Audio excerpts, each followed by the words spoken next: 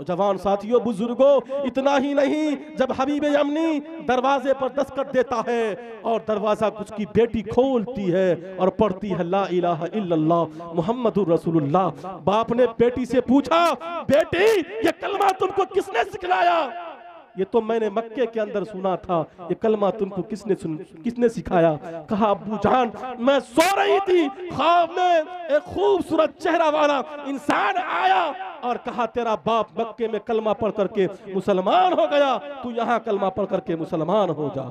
जवान साथियों बुजुर्गों, ये मेरे नबी का मौजज़ा है।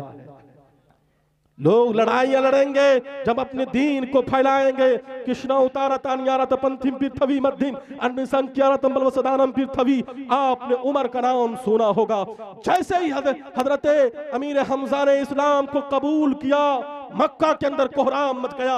अब तो अमीर हमजा भी इस्लाम को कबूल कर चुका है। अब इस्लाम बड़ी तेजी के साथ फैल रहा है। इस्लाम के बढ़ते हुए कदमों को कैसे रोका जाए? एक नौजवान है, घर के अंदर दिल ही दिल में सोच रहा है इस्लाम के बढ़ते हुए कदमों को कैसे रोका जाए। हाँ, इस्लाम को कैसे रोका जाए। क्या उसकी उम्र क्या है? उम्र 26 साल है, नाम उसका उमर है। उमर दिल ही दिल में सोच रहा है ये इसका काम तमाम कौन करेगा? उमर ने कहा इसका काम कोई और नहीं कर सकता, इसका काम मैं ही तमाम कर सकता हूं। कहा चलो जो दीन को फैला रहा है उसी का सर कलम कर देते हैं। हाथ में तलवार लेता है, नंगी तलवार लेकर के निकलता है। आपने सुना होगा जो मक्का में रहे हैं वहां बड़ी गर्मी हुआ करती है। जब गर्मी होती है लोग दीवार में सट करके चलते हैं, लेकिन उमर का इतना तेवर था और उमर का गुस्सा इतना था कि उस दिन दीवार से नहीं बल्कि रास्ते के बीचों बीच से उमर चल रहे थे। रास्ते में एक बूढ़े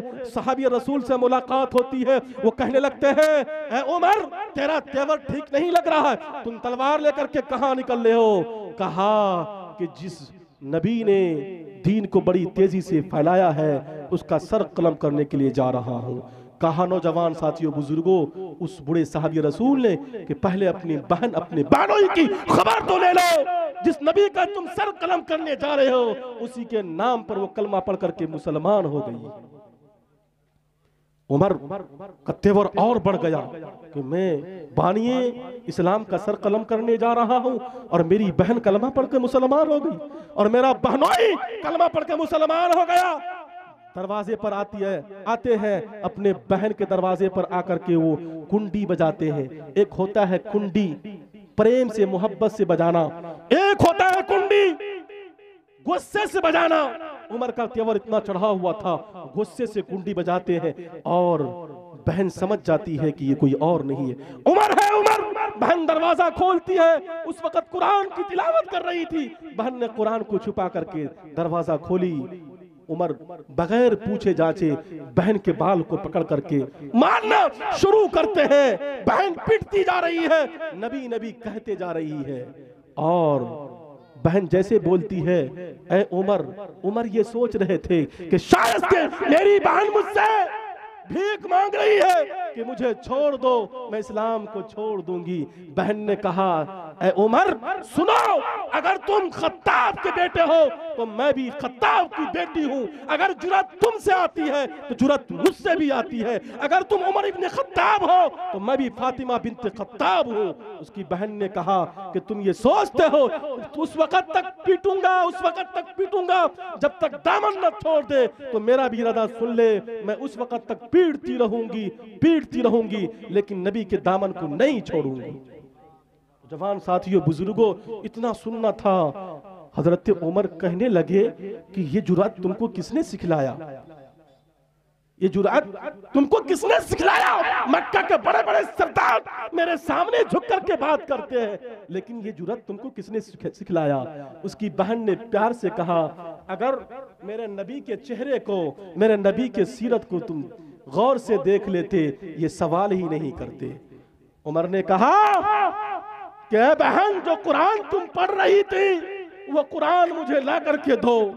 हजरत उमर को वो कुरान दिया गया। कुरान का वो नुस्खा जो कागज पर लिखा हुआ था वो कुरान का नुस्खा हजरत उमर लेते हैं और हजरत उमर की जो निगाह पड़ती है, सबसे पहली आयत पर जो निगाह पड़ती है वो कुरान की आयत है, ताहा मा अंज़लना अलैकल कुरान लितश्का। हजरत उमर कुरान को पढ़ते हैं, रोते हैं, कुरान को पढ़ते हैं, रोते हैं, बहन से कहने लगते हैं कि ए बहन, जिस नबी ने तुम्हें यह कुरान दिया है उसके पास तुम मुझे लेकर के चलो। उमर हाथ में तलवार है। लोगों ने कहा कि उमर का तेवर ठीक नहीं लग रहा है, शायद कि वो नबी का सर कलम करने आ रहे हैं। अमीर हमजा ने कहा था अगर उमर का इरादा नेक होगा तो उमर का इस्तिकबाल किया जाएगा, अगर उमर का इरादा नेक नहीं होगा, अमीर हमजा ने कहा तलवार भी उसी की होगी और गर्दन भी उसी का होगा।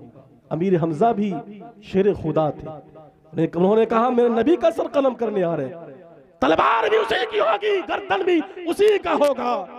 अल्लाह के नबी सल्लल्लाहु अलैहि वसल्लम के पास जब हज़रत उमर आते हैं, सहाबा से कहने लगते हैं आने दो मुझे, मेरे पास आने दो। अल्लाह के नबी सल्लल्लाहु अलैहि वसल्लम ने अपने दोनों दस्ते मुबारक को हजरत उमर के सीने पर रख करके कहा अस्लिम या उमर, ऐ उमर इस्लाम कबूल कर ले। उमर का ये जुमला था नबी क्या आप इस्लाम कबूल करने की बात करते हैं? आज से उमर आपकी गुलामी करते हुए नजर आएगा।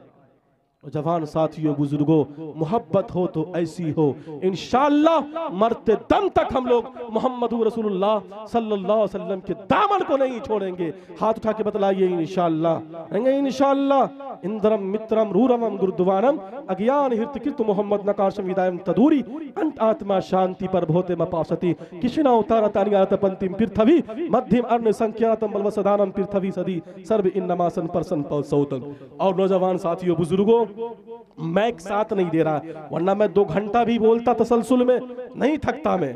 आपको करना क्या है वो बतलाने के जा रहा हूँ, आखिरी पैगाम देने के लिए जा रहा हूँ। मैं भी पंक्चर हो चुका हूँ और इसका मैं नंबर ले लूंगा इंशाअल्लाह। कलकत्ता में कभी गाहे बगाए प्रोग्राम अगर होगा तो बुलाते रहेंगे इंशाअल्लाह। एक बार आप लोग कह दीजिए सुभान अल्लाह। कहा कि मातृमान पितृमान चार्यावान पुरुषो वेदहा।